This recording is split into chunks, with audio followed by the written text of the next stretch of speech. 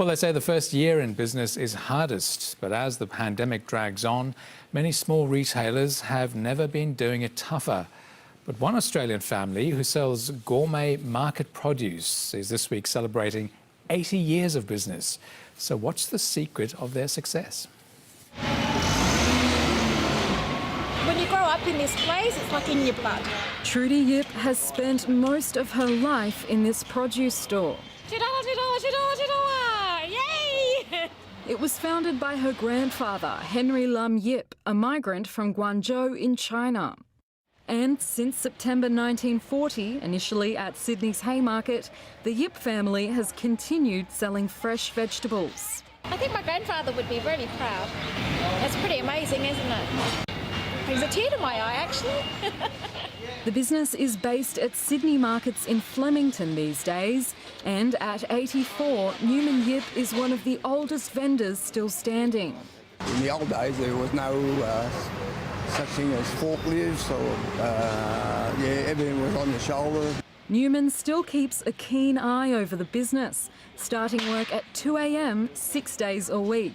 I was going to retire when I was 65, but then I thought to myself, what am I going to do, you know? The pandemic has changed demand for their produce, with more people cooking at home. 60% previously was supplying providors, which are supplying the restaurants, and 40% would be independent supermarkets. We've found now it's the opposite. In all, they sell 30 varieties of potatoes. This is a purple bliss potato. Look at the intensity of the colour. It's just amazing. It's like that violet colour. In Australia, it's a relatively new thing. If you go back to the Peru, where all the potatoes are from originally, and there's 5,000 varieties of potatoes, this is just one of them. They've sustained this family business across very tumultuous periods in Australian and world history. That is an achievement.